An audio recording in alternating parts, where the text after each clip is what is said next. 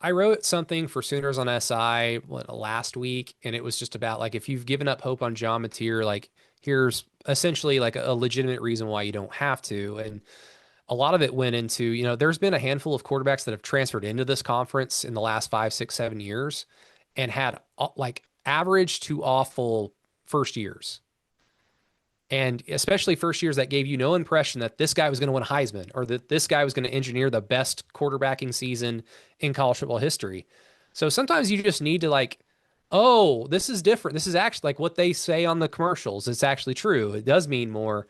And you need that kind of trial by fire and then an off season to really understand what you need to get better at. And so those great ones, they put in the time, they put in the work, and then they become Joe Burrow or they become Jackson Dart or Jaden Daniels at LSU. So like there's at least a pathway for John Mateer to put this season behind him, have the experience that he had, and be a much better quarterback than he was this year. And if that be the case, then OU projects to be pretty damn good next year because Brent Venables' defense is going to be good.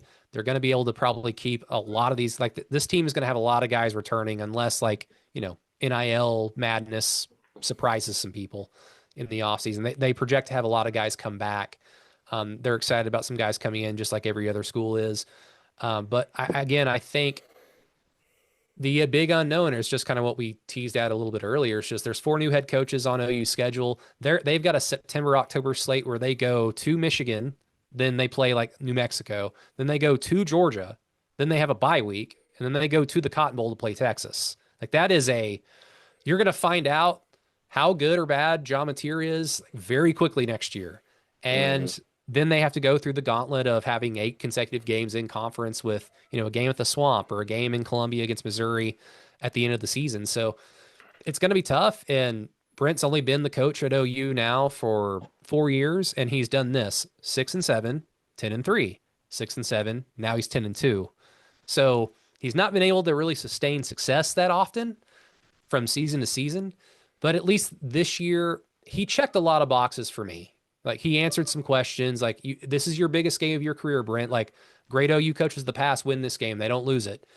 And he answered those questions emphatically. So they project well, but it's a crapshoot with the transfer portal, with NIL, with this conference being so damn good. It's just really a crapshoot to find out who's actually going to be good because Texas is a good team and they're on the outside looking into the playoff.